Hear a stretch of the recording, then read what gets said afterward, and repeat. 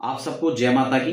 हिंदू नववर्ष और नूतन संवत्सर शक्ति संचय पर्व नवरात्रि की आप सबको अग्रिम शुभकामनाएं। देखिए, इस बार नवरात्रि कब पढ़ रहे हैं, नवरात्रि के पूजा विधान को लेकर हम लोग थोड़ा सा यहाँ पर चर्चा करेंगे कुछ खास जानकारियों के साथ।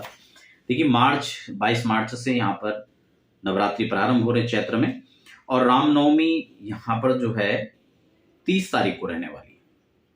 ठीक है, अष्टमी उससे पहले एक दिन यहाँ पर जो है 29 तारीख को है, बुधवार के दिन पड़ रही है, और बृहस्पति को नवमी पड़ रहा है।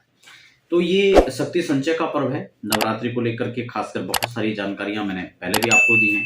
कुछ खास जानकारी आप चाहते हैं किसी बारे में तो आप मुझे कमेंट बॉक्स में लिखें, मैं उस पर भी आपके साथ समय अनुसार चर्चा करूंगा।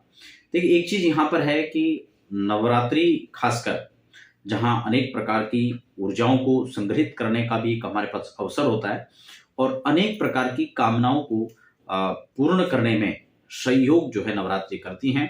ऐसे में मां भगवती जगदम्बा की उपासना हम सबको करना चाहिए। नवरात्रि के इस दौर में हर चीज हमारे लिए अनुकूल रहती है, बस हमें थोड़ा सा प्रयास करना होता है, हम उसके अच्छे परिणामों को ले सकते हैं। देखिए, नवरात्रि के अंदर खासकर मैंने अलग अलग छोटे छोटे चैप्टर में आपको क्या आप कर सकते हैं उसके लिए भी प्रयास किया है। कलश स्थापना की विधि है, पूजन विधि है, मैंने आपको पहले भी सारी बातें बताई हैं। फिर भी आपने वो कार्यक्रम नहीं देखे तो आप प्लेलिस्ट में जाकर देख सकते हैं, या हमें कमेंट बॉक्स में लिखें, हम उस बारे में आपको फिर से एक विस्तृत जानकारियां देने का प्रयास समय अनुसार करते रहेंगे। देखिए, यहाँ पर मैं आपको एक चीज और बताऊं, अध्यात्म ज्योतिष स्थान की ओर से गत वर्ष भी हमने ऐसा कार्यक्रम रखा था, और इस वर्ष भी हम प्रयास करेंगे। उसके लिए आप यदि आपके यहाँ आपको लगता है कि पूर्ण रूप से आप घर में नहीं पाठ कर पा रहे हैं, या आपको ऐसे वैदिक ब्राह्मण जो संपूर्ण विधि से इसका पाठ करें उसकी व्यवस्था आपके पास में नहीं हो पा रही है, तो आप हमें उसके लिए संपर्क कर सकते हैं। आपका यहाँ पर वैदिक विधि के साथ में जो पूजा पाठ है आपके निमित्त, आपके संकल्प अनुसार आपके लिए वह पाठ की व्यवस्था की जाएगी। गत वर्ष भी ऐसा बहुत सारे लोगों ने उसका लाभ लिया, तो उसकी जानकारी के लिए आप जो लगातार नंबर प्लेस हो रहे हैं उस पर आप जानकारी ले सकते हैं।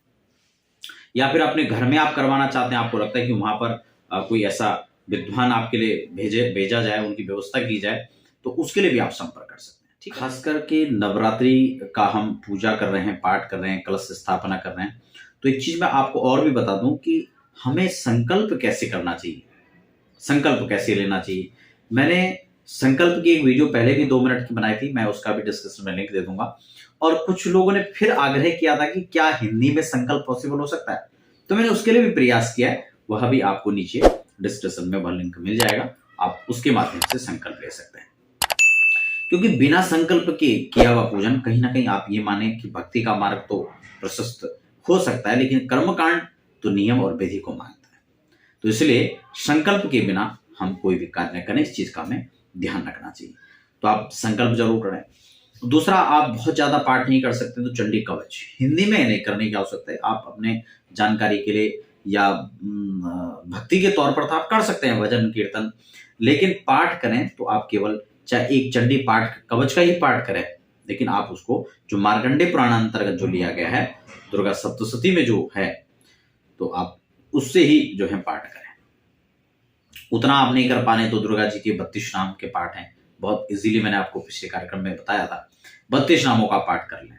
ठीक है, दुर्गा सप्तशती 7 श्लोक हैं, उनको आप पढ़ लें, तो उससे भी आप अच्छा लाभ ले सकते हैं। कुंजिका स्तोत्र का पाठ है, ये छोटे छोटे पाठ है। दुर्गा सतनाम अष्टोत्तर है, 108 नाम है, आप उनका पारायण कर सकते हैं।